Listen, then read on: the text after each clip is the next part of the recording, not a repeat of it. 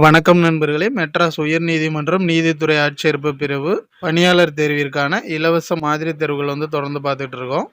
இதில் இலவச மாதிரி தேர்வு 10ற்கான விடைகள் இந்த வீடியோவில் பார்க்கலாம்.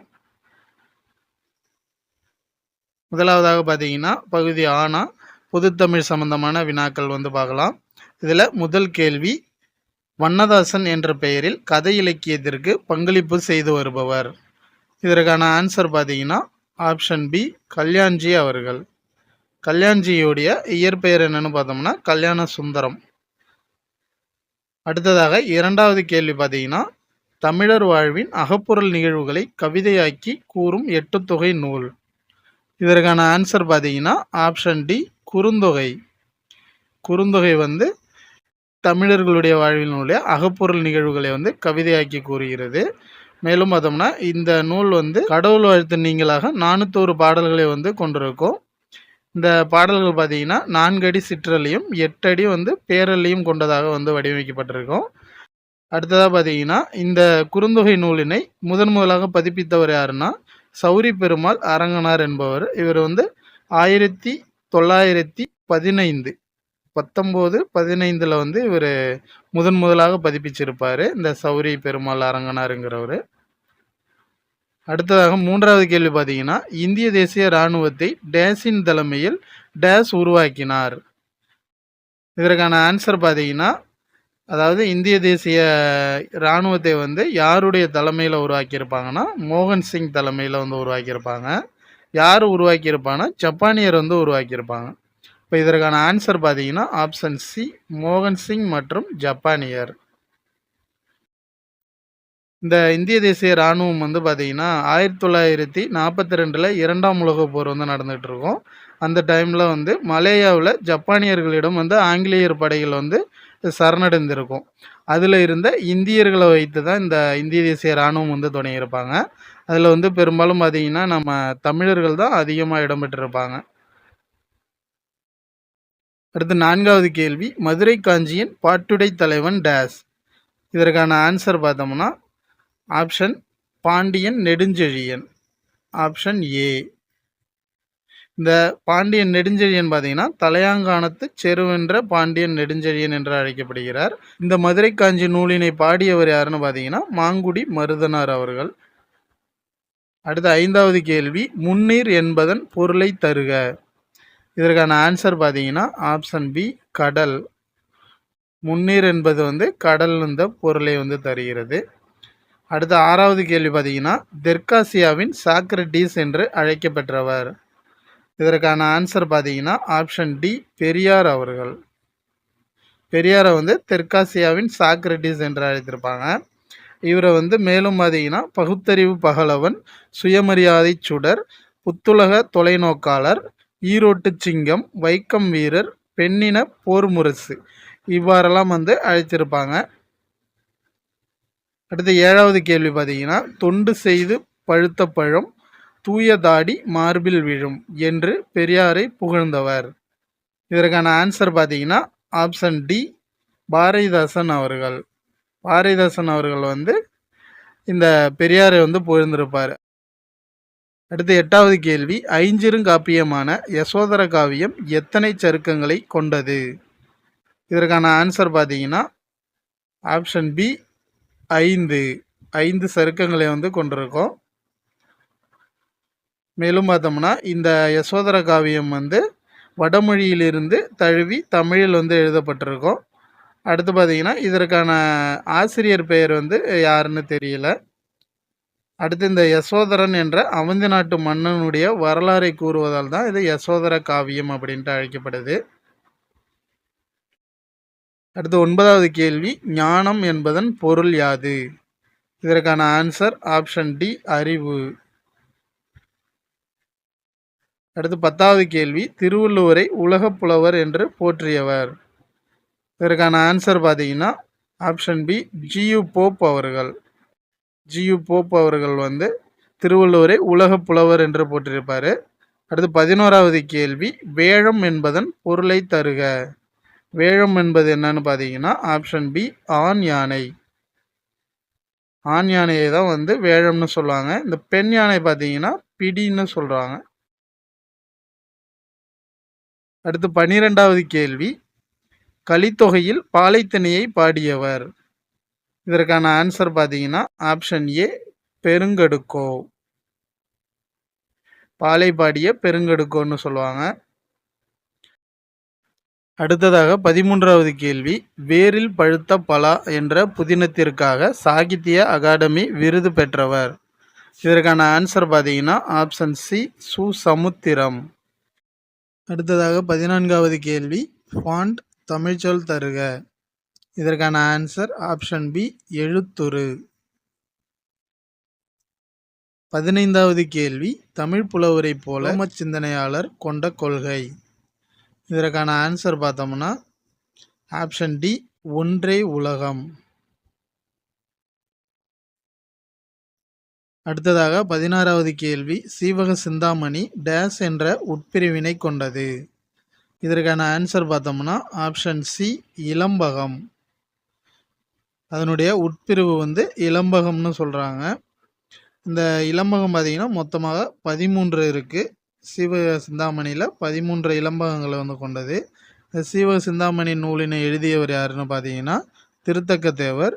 இது ஒரு 50 காப்பியங்களில் ஒன்றாவது இருக்குது. இது பார்த்தீங்கன்னா விருத்தப்பாவினால் இயற்றப்பட்ட முதல் நூல் எதுனா அது சீவக சிந்தாமணி தான். இதை மனநூல்னு அழைக்கிறாங்க. ஏன்னா சீவகனுடைய திருமண உறவுகளை பற்றி சொல்கிறதுனால இது மனநூல் அப்படின்ட்டு சொல்கிறாங்க.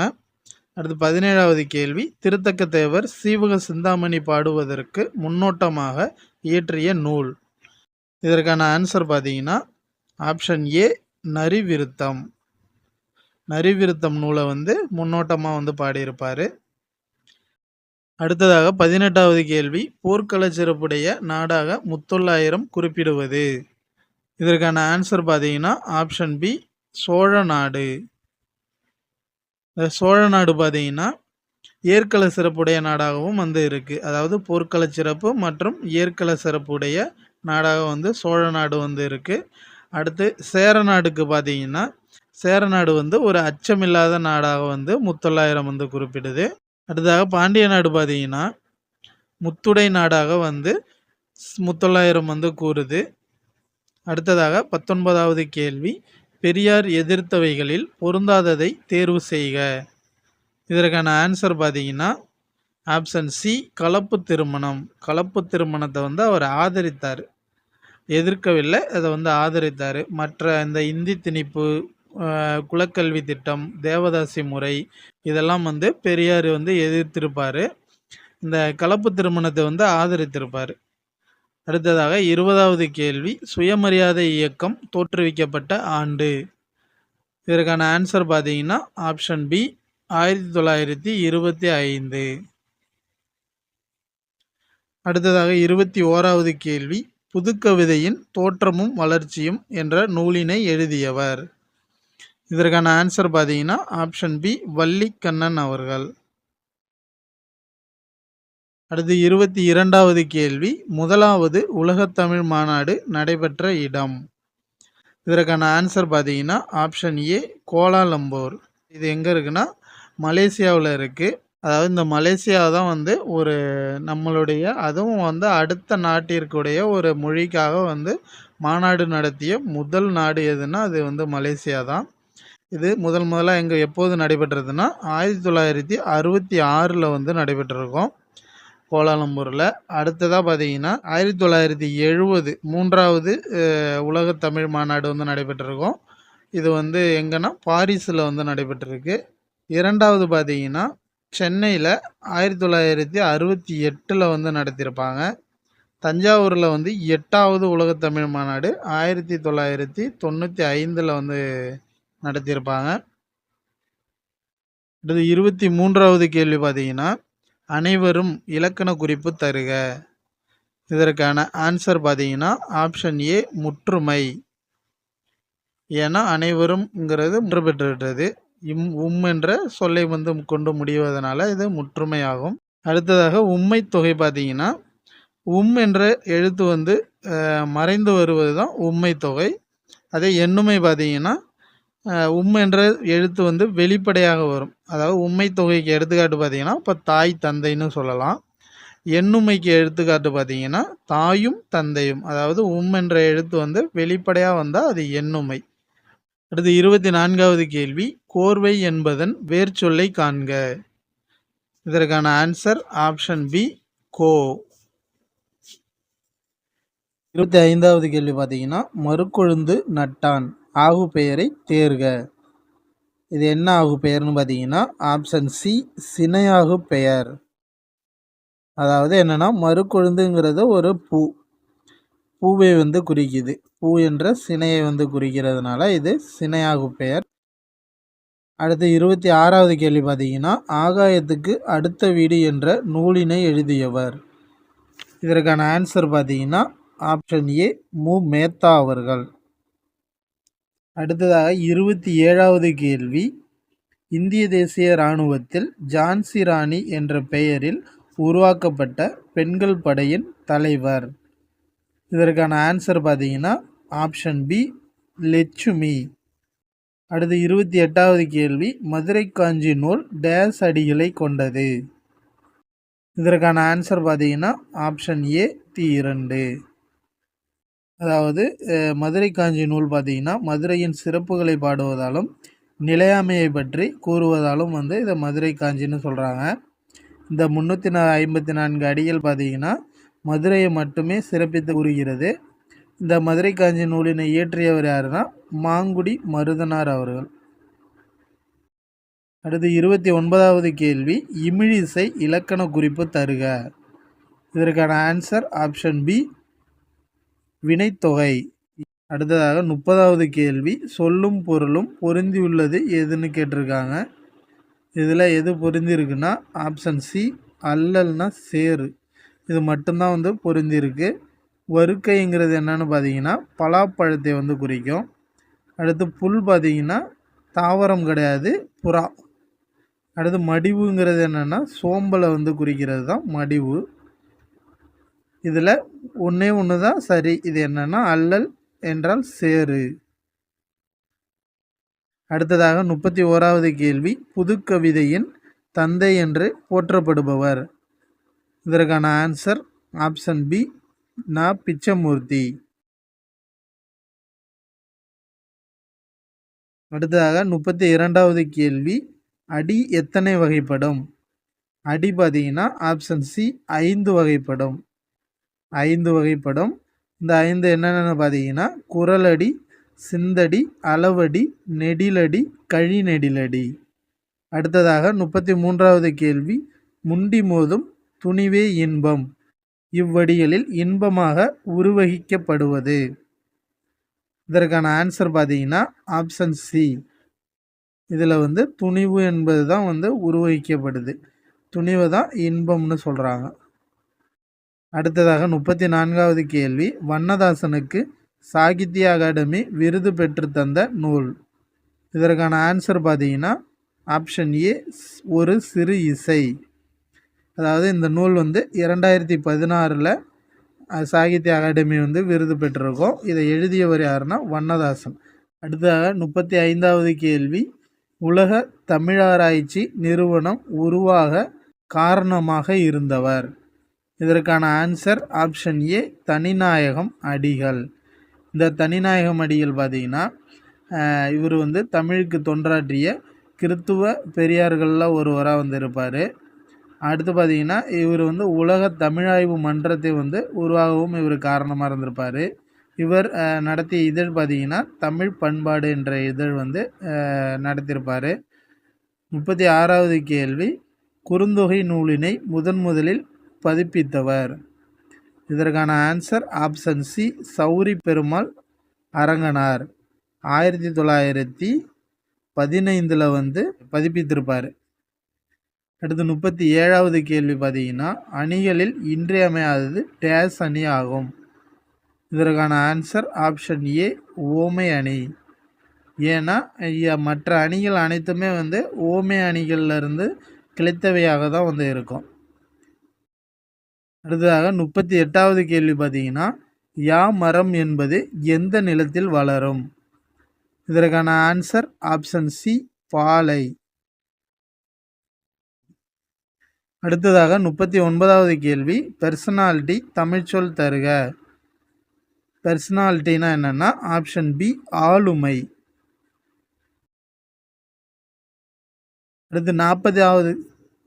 அடுத்ததாக 40வது கேள்வி, மாட்டுச்சந்தைக்கு பெயர் பெற்ற ஊர். இதற்கான answer option A Manapparai. Manapparai மாட்டுச்சந்தைக்கு பெயர் பெற்ற ஊர். இந்த அய்யலூர் பார்த்தீங்கன்னா ஆட்டுச்சந்தைக்கு பெயர் பெற்ற ஊர். அடுத்து ஒட்டச்சத்திரம் பார்த்தீங்கன்னா காய்கறி சந்தைக்கு பெயர் பெற்ற ஊர் தான் ஒட்டஞ்சத்திரம். அடுத்ததாக தோவாளை பார்த்தீங்கன்னா பூச்சந்தைக்கு பெயர் பெற்ற ஊர் எதுன்னா தோவாளை. அடுத்து 41வது கேள்வி, கொடியனார் என்பதன் பொருளை தருக.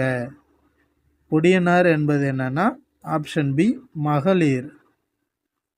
அடுத்ததாக 42வது கேள்வி, இன்றைய அறிவியல் வளர்ச்சிக்கேற்ற நூல்கள் தமிழில் படைக்கப்பட வேண்டும் என்று கூறியவர். இதற்கான ஆன்சர் பார்த்தீங்கன்னா ஆப்ஷன் பி பெரியார் அவர்கள். அதாவது இன்றைய அறிவியல் வளர்ச்சிக்கேற்ற நூல்கள் தமிழில் படைக்கப்பட வேண்டும் என்று கூறியவர் யாருன்னா பெரியார். 43வது கேள்வி, எங்கு நடைபெற்ற பெண்கள் மாநாட்டில் ஈவேராவுக்கு பெரியார் என்ற பட்டம் வழங்கப்பட்டதுன்னு கேட்டிருக்காங்க. இதற்கான ஆன்சர் பார்த்தீங்கன்னா ஆப்ஷன் டி சென்னையில் நடைபெற்ற மாநாட்டில் தான் இவருக்கு பெரியார் என்ற பட்டம் வழங்கியிருப்பாங்க. இது எப்போது நடைபெற்றிருக்குன்னா 1938ஆம் ஆண்டு நடைபெற்றிருக்கும். இந்த பட்டத்தை வழங்கியவர் யாருன்னு பார்த்தீங்கன்னா மீனாம்பாள். அம்மையார் மீனாம்பாள் அவர்களால் இது வழங்கப்பட்டிருக்கும். அடுத்ததாக 44வது கேள்வி, டெல்லி சலோ என்ற முழக்கம் செய்தவர். இதற்கான ஆன்சர் ஆப்ஷன் சி நேதாஜி அவர்கள். 45வது கேள்வி, இளங்கமுகு செய்கோளம் இலக்கண குறிப்பு தருக. இளங்கமுகுங்கிறது என்னன்னா பண்புத்தொகை, செய்கோளம் வினைத்தொகை. இப்போ இதற்கான ஆன்சர் பார்த்தீங்கன்னா ஆப்ஷன் பி பண்புத்தொகை ப்ளஸ் வினைத்தொகை தான் இது. அடுத்து 46வது கேள்வி, தொடை டேஸ் வகைப்படும். இதற்கான ஆன்சர் ஆப்ஷன் டி 8 வகைப்படும்.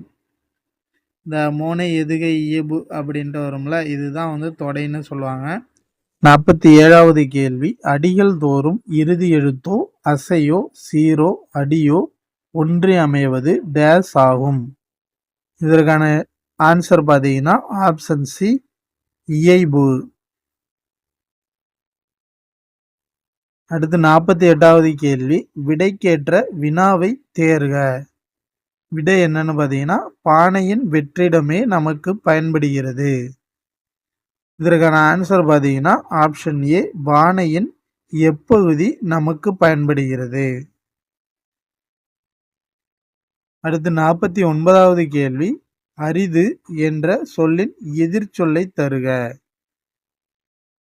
இதற்கான ஆன்சர் ஆப்ஷன் பி எளிது. 50வது கேள்வி, உவமையால் விளக்கப்பெறும் பொருத்தமான சொல்லை தேர்க. ஞாயிறு கண்ட தாமரை போல. இதற்கான ஆன்சர் ஆப்ஷன் பி மகிழ்ச்சி.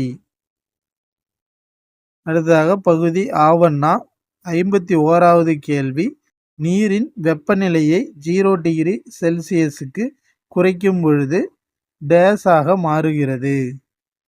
இதற்கான ஆன்சர் ஆப்ஷன் சி பனிக்கட்டி. அடுத்ததாக 52வது கேள்வி, கலோரி என்பது எதனுடைய அலகு. இதற்கான ஆன்சர் ஆப்ஷன் டி உணவு. 53வது கேள்வி, வெப்பக்கடத்தல், வெப்பச்சலனம், வெப்ப கதிர்வீச்சு ஆகியவற்றின் மூலம் ஏற்படும் வெப்ப இழப்பை குறைக்கும் கருவி. இதற்கான ஆன்சர் பார்த்தீங்கன்னா ஆப்ஷன் டி வெற்றிடக்குடுவை. அடுத்த 54வது கேள்வி, செவியுணர் ஒலியின் அதிர்வெண் டேஸ். இதற்கான ஆன்சர் பார்த்தீங்கன்னா ஆப்ஷன் சி 20 ஹெர்ட்ஸ் முதல் 20,000 ஹெர்ட்ஸ் வரை. அடுத்ததாக 55வது கேள்வி, டேஸில் ஒளி வேகமாக பயணிக்கும். இதற்கான ஆன்சர் ஆப்ஷன் சி, திடப்பொருள்களில். இது 56வது கேள்வி, சூரிய மைய கொள்கையை முன்மொழிந்தவர் யார்? இதற்கான answer option C, Nicholas Copernicus. அடுத்த 57வது கேள்வி, டேஸ் ஆண்டுகளுக்கு முன்பு பெருவெடிப்பு ஏற்பட்டது? ஆப்ஷன் ஏ, 13.7 மில்லியன் ஆண்டுகளுக்கு முன்பு பெருவெடிப்பு ஏற்பட்டது. அடுத்ததாக 58வது கேள்வி, நெகிழி மாசுபாட்டை தடுக்கும் நடைமுறைகள் டேஸ் பாதுகாப்பு சட்டம் 1988 கீழ் வருகின்றன? இதற்கான ஆன்சர் ஆப்ஷன் சி, சுற்றுச்சூழல் பாதுகாப்பு சட்டம் 1988. 59வது கேள்வி, ஒரு நானோமீட்டர் என்பது டேஸ்? இதற்கான ஆன்சர் ஆப்ஷன் பி, 10⁻⁻⁹. அடுத்ததாக 60வது கேள்வி, சின்கோனா எனும் மரப்பட்டையிலிருந்து பெறப்படும் மலேரியா நிவாரணி மருந்து டேஸ் ஆகும்? இதற்கான ஆன்சர் ஆப்ஷன் பி, குயினைன். 61வது கேள்வி, நுரையீரல் புற்றுநோயை ஏற்படுத்தும் டேஸ் இரண்டாவது முக்கிய ஐசோடோப்பு என்று கருதப்படுகிறது? இந்த இடத்துல டேஷ் வரும், சாரி. அடுத்து இதற்கான ஆன்சர் பார்த்தீங்கன்னா ஆப்ஷன் டி, ரேடான். அதாவது யுரேனியத்தை பிளக்கும்போது உருவாகிறது தான் இந்த ரேடான். அடுத்ததாக 62வது கேள்வி, நுண்ணுயிரிகளால் ஏற்படும் பாதிப்பிலிருந்து உணவை பாதுகாப்பவை? இதற்கான ஆன்சர் ஆப்ஷன் பி, உணவு பதப்படுத்திகள். அடுத்ததாக 63வது கேள்வி, கீழ்கண்டவற்றுள் உணவு பதப்படுத்திக்கு உதாரணம் டேஸ்? இதற்கான ஆன்சர் பார்த்தீங்கன்னா ஆப்ஷன் டி, மேற்கண்ட அனைத்தும்.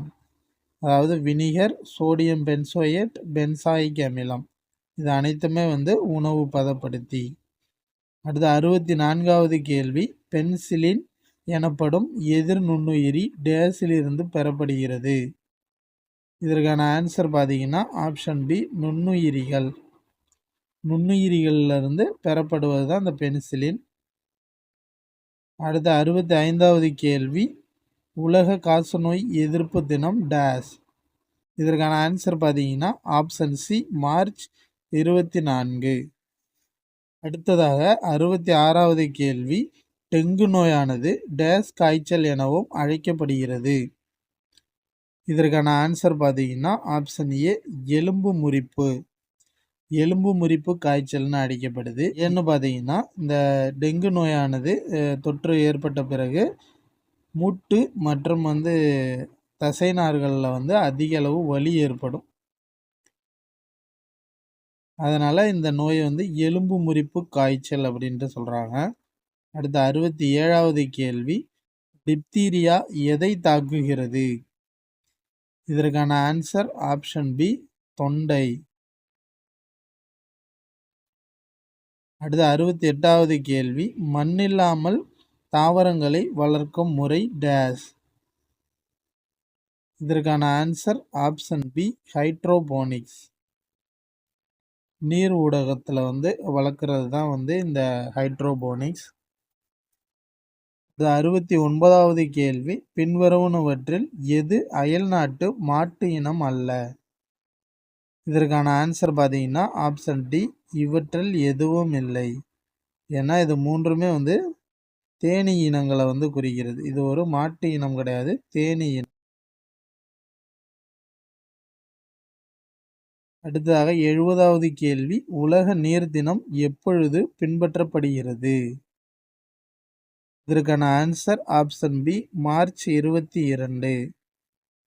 இந்த மார்ச் 22 தான் நம்ம தமிழ்நாட்டில் கிராம சபை கூட்டங்கள் நடத்த தேர்வு செஞ்சுருக்காங்க. அடுத்து 71வது கேள்வி, 15ஆம் நூற்றாண்டின் நடுப்பகுதியில் அச்சு இயந்திரத்தை கண்டுபிடித்தவர்? இதற்கான ஆன்சர் பார்த்தீங்கன்னா ஆப்ஷன் ஏ, ஜோகன்ஸ் கூட்டன்பர்க். ஜோகன்ஸ் கூட்டன்பர்க்குங்கிறவர். அடுத்து 72வது கேள்வி, தமிழ்நாட்டில் மதுரை நாயக்கர்கள் பாண்டிய அரசை டேஸ் பாளையங்களாக பிரித்து ஆட்சி நடத்தினார்கள். இதற்கான ஆன்சர் ஆப்ஷன் டி 72 பாளையங்களாக. 73வது கேள்வி, கிழக்கு இந்தியாவில் போர்ச்சுகீசியர்களின் வசமிருந்த பகுதிகளுக்கு தலைமையகமாக இருந்தது. இதற்கான ஆன்சர் பார்த்தீங்கன்னா ஆப்ஷன் டி கோவா.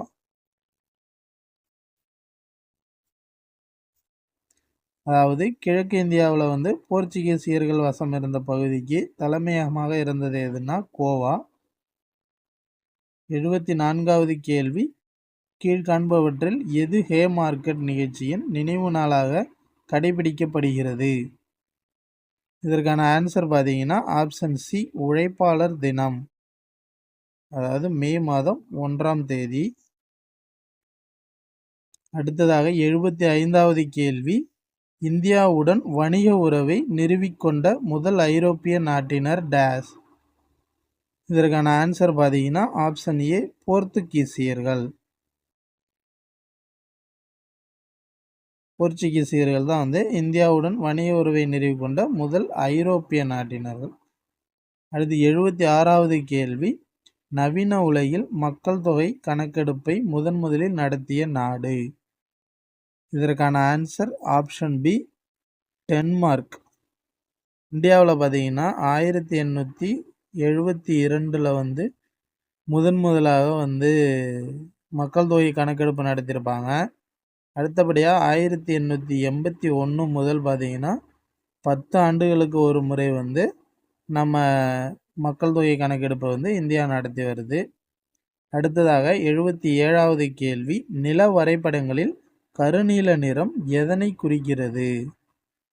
இதற்கான ஆன்சர் பார்த்தீங்கன்னா ஆப்ஷன் சி தேசிய நீர்வழிகள். இதே இந்த நிலம் மற்றும் புவி அம்சங்கள் எதை குறிக்குதுன்னா பழுப்பு கலர் நிறத்தை குறிக்குது. அடுத்து பார்த்தீங்கன்னா நீர்நிலைகள் வெளிர் நீளத்தை குறிக்குது. அது தாவரங்கள் பார்த்தீங்கன்னா பச்சை நிறங்களை குறிப்பது தான் தாவரங்கள். அடுத்து 78வது கேள்வி, இந்தியாவின் செயற்கைக்கோள் அமைப்பு GNNS எவ்வாறு அழைக்கப்படுகிறது? இதற்கான ஆன்சர் பார்த்தீங்கன்னா ஆப்ஷன் டி நாவிக்னு அழைக்கிறாங்க. இதே இந்த நவ்ஸ்டார் யாருடையதுன்னு பார்த்தீங்கன்னா அமெரிக்காவினுடையது தான் இந்த நவ்ஸ்டார். அடுத்து குளோனாஸ் ரஷ்யாவுடையது. பீடோ பார்த்தீங்கன்னா சீனாவினுடையது தான் பீடோ. இப்போ இந்தியாவினுடைய செயற்கைக்கோள் அமைப்பு எதுனா நாவிக். அடுத்து 79வது கேள்வி, 73 மற்றும் 74வது அரசியலமைப்பு திருத்தச் சட்டங்கள் 1992 பரிந்துரை செய்த குழு. இதற்கான ஆன்சர் பார்த்தீங்கன்னா ஆப்ஷன் டி LM சிங்வி குழு 1986. அடுத்ததாக 80வது கேள்வி, ஊராட்சிகளின் ஆய்வாளராக செயல்படுகின்றவர் டேஸ் ஆவார். இதற்கான ஆன்சர் பார்த்தீங்கன்னா ஆப்ஷன் பி மாவட்ட ஆட்சியர். 81வது கேள்வி, கம்பியில்லா தகவல் தொடர்பினை கண்டுபிடித்தவர். இதற்கான ஆன்சர் பார்த்தீங்கன்னா option C Thomas Alva Edison.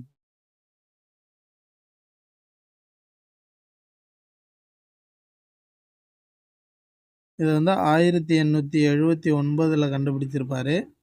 82வது கேள்வி, சர்வதேச மகளிர் தினம் எப்பொழுது கொண்டாடப்படுகிறது? இதற்கான ஆன்சர் ஆப்ஷன் சி மார்ச் 8. 83வது கேள்வி, இந்திய கடற்படையின் 2வது கடற்படை தளமான INS ஜடாயு எங்கு அமைக்கப்பட்டுள்ளது? இதற்கான ஆன்சர் பார்த்தீங்கன்னா ஆப்ஷன் ஏ மினிக்காய் தீவு. லட்சத்தீவுகளில் உள்ள மினிக்காய் தீவில் தான் அமைச்சிருக்காங்க. இதே முதலாவது கடற்படை தளம் எங்கே இருக்குன்னு பார்த்தீங்கன்னா 2012 ஓப்பன் பண்ணியிருப்பாங்க. INS த்வீப்ராக்ஷக் அப்படிங்கிற கடற்படை தளத்தை தான் சொல்கிறாங்க. இது எங்கே இருக்குன்னா ஹவராத்தியில் இருக்கு. முதலாவது கடற்படை தளம் ஹவராத்தி.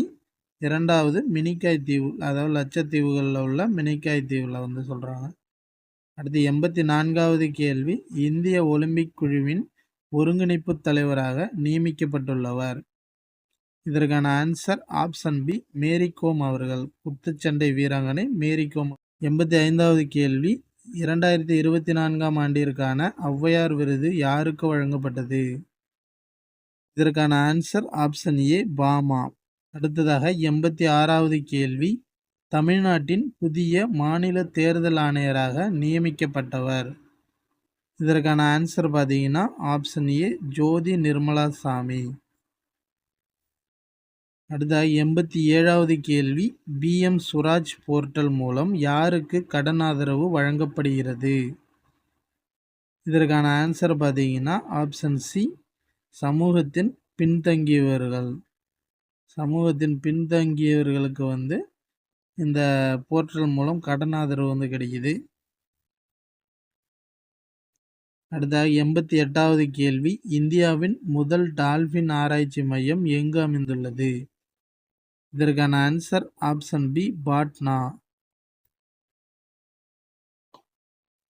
அடுத்ததாக 89வது கேள்வி, இந்தியாவின் முதல் நீருக்கு அடியிலான மெட்ரோ எங்கு திறக்கப்பட்டுள்ளது?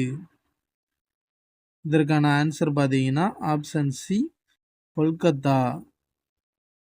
அடுத்ததாக 90வது கேள்வி, இந்தியாவின் முதல் பசுமை ஹைட்ரஜன் ஆலை எங்கு அமைந்துள்ளது? இதற்கான ஆன்சர் ஆப்ஷன் ஏ, ஹரியானா. ஓகே நண்பர்களே, இதோட இலவச மாதிரி தேர்வு 10ற்கான விடைகள் வந்து முடியுது. மேலும் அடுத்த தேர்வில் அடுத்த வீடியோவில் சந்திக்கலாம். Okay friends, thanks.